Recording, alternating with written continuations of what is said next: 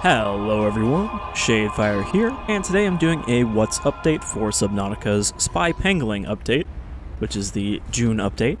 It's a fairly small update, there's not too much added, since it seems like a lot of stuff is going to go into the July update, but obviously the first thing we have is the Spy Pengling itself, as well as a new biome, or at least the start of a new biome, with a new major creature as well as a new minor creature, and a very handy new module for the sea truck. They've also added some kind of around the edges stuff, as they always do. For example, there is a cold system now, and you can't really see with the fog here. The visor is starting to ice over, and as it ices over more and more, you start to hear Robin's heartbeat, and I don't think it does damage yet, but you need to, go into something warm like these hot springs to clear it off. And there is a cold suit that I don't think you can get the blueprint for yet that will prevent that. But I think it's mostly cosmetic for the moment. Alright, so this will be a fairly short update. Let's get our Spy Pengling in here to spy on these penguins. So we drop them down here, and they get a random name that's always Pen and then something. And we got Pen Gabby here. Apparently, the Spy Pengling was actually designed by the community. Some ideas back in 2018 that were discussed with the dev team. So you pull out the remote here. Stealth mode activated. And we switch to the penguin, who has his own voice acting. So, the Pengling, or the Spy Pengling, has tank controls, which means you can't just rotate with the mouse. You can only kind of look a little bit left and right, and then you have to rotate. But we can get right up here and just kind of bother these penguins. Deploying camera. And then he also has a selfie mode, which is also meant to be a camera, but, the camera extends out of the chest here and you can take some photos. I don't know why the lens is so blurry. I don't know if that shows up in the actual photos. I don't think it does, though. You can also self-destruct. I guess that's just if it gets stuck and you can't reach it. It's also got a grabby arm and a 4-slot inventory.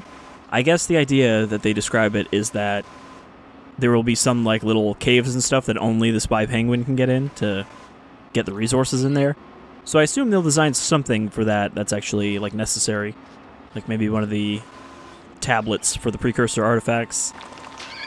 But one other feature is that, speaking of selfies, if we drive back over to Robin here, who actually does have a head now. Her model didn't really have a head, just like the original Subnautica one. And it doesn't still, except for when you switch to the Spy Penguin. So now you can actually see what she looks like.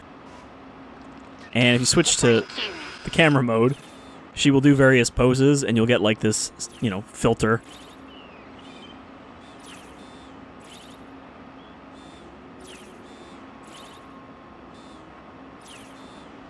So that's a silly little thing.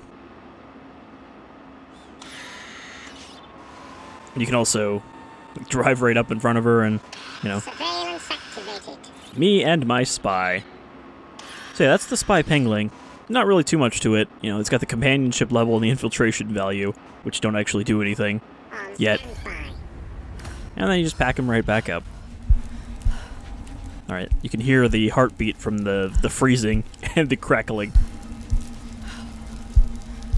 But yeah, I don't think we can really do much yet. Alright, so, in order to get to our next location, rather than just me driving there and then cutting to it, I actually parked the sea truck there already, and we are going to use the new module to get there. So we got this tether tool, which doesn't actually have an icon yet, but essentially, this lets you teleport to your sea truck as long as you have the, attached teleporter module. It does, however, use ion cubes as power sources, and those are not renewable at the moment. Unlike the main game, there isn't yet a place to just mine more of these. Though there might be in the next update, because they are adding the precursor fabricator facility, so I assume that would have some ion cubes in it. But yeah, for the moment, you just use ion cubes as batteries. It takes one whole one for each teleport. So let's go.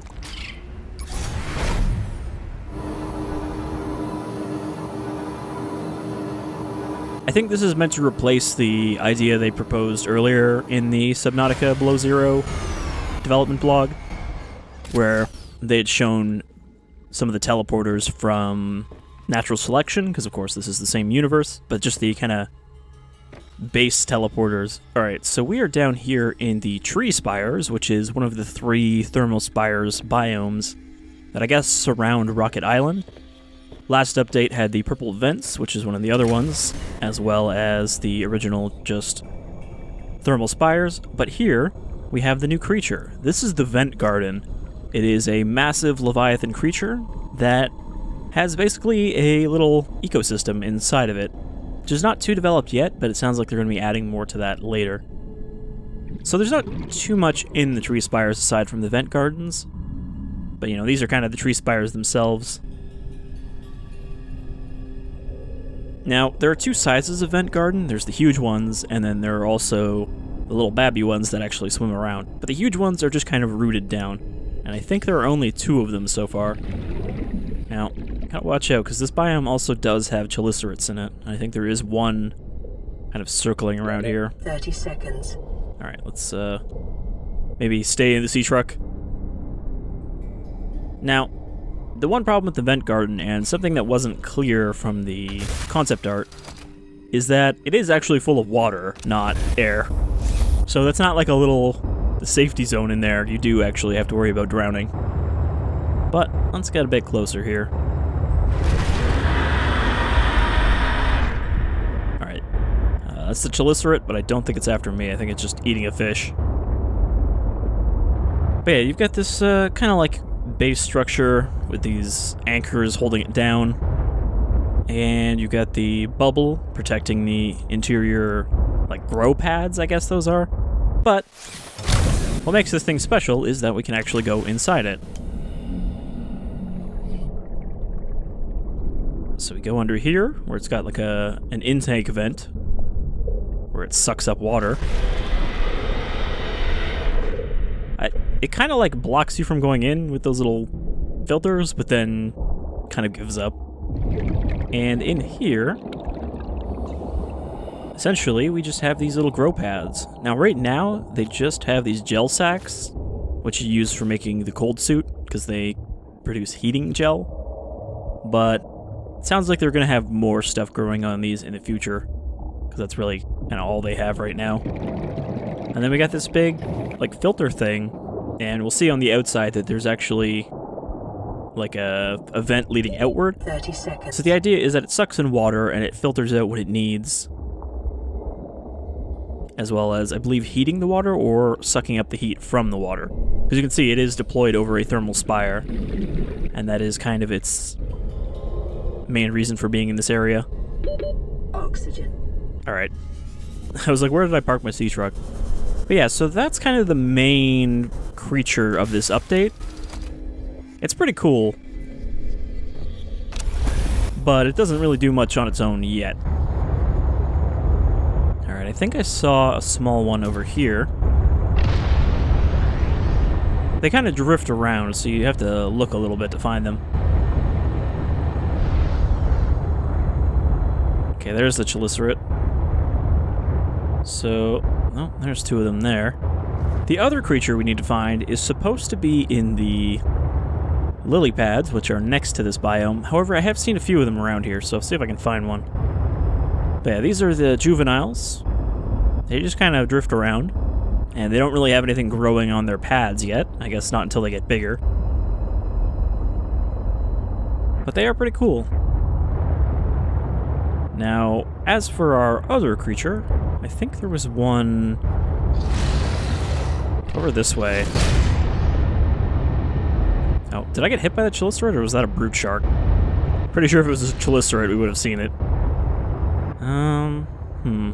Okay, that's the edge of a biome. There's a second vent garden here, and that's the one I need to find. Because that's where I saw the other creature. It was in between the 2. I think it was up by the wall here.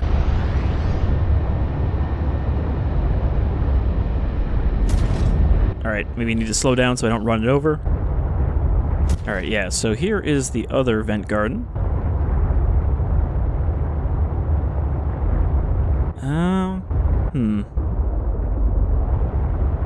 I'm not seeing the spot I saw before, so I might have to go looking at the spot I marked.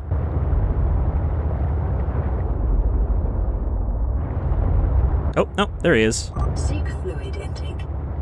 Thought I was going to have to go for a bit of a drive, but I don't think these are supposed to spawn in this biome, but since it is next to the other one, it could have just swam here. Or maybe they do spawn in this biome. But this is the lily paddler, and it has a similar effect to the... oh geez, what was this called? I actually can't remember it now, but the hypnotizing fish from the regular Subnautica. Except this one is not a predator. It's just a creature that doesn't want to be bothered. So when you get close to it, it just kind of disorients you. And I've seen this do some weird things as well, like move your beacons around, and also kind of like warp the textures of stuff. But for the most part, it just kind of does this trippy effect. 30 seconds. Where did it go?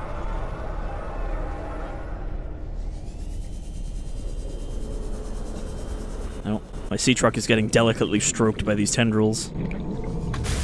Alright, so yeah, that's the minor creature. It's the lily paddler. It's harmless, but it will mess you up for a second. Can we get a scan of this? I don't know why I can't remember the name of the hypnotizing predator.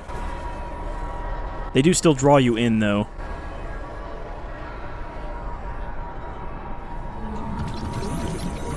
Probably won't actually have a scan yet. Oh no, it does. A medium-sized herbivore with an elongated, bifurcated torso and multiple bioluminescent adornments. I was gonna say abdomens. Slow and vulnerable to attack, long arms for seed foraging on the ocean floor, an array of feather-like appendages display varied colors in low-light conditions. At night, the paddler's illuminated plumage looks like a school of smaller fish, perhaps convincing predators they're not worth the chase. Harmless. They're pretty cool looking and pretty, fancy. I think they're also a lot harder to break away from than the other thing that I still can't remember the name of. Oxygen. Mesmer, that's what it was. The mesmers that would draw you in and then bite you. But yeah, aside from those two creatures and this biome, there really isn't too much to show. A lot of it is just little things, like for example, they've expanded upon the weather system so that weather is more common and more dangerous. And they've also added a variety of precursor artifacts that don't do anything but give you a generic precursor technology scan, and getting 4 of those scans is how you get the supply drop from the Vesper that gives you the tether and tether blueprint. But yeah, that's pretty much it. I mean, let's roll quickly through the artifacts here. I'll just take a quick shot of each, and then...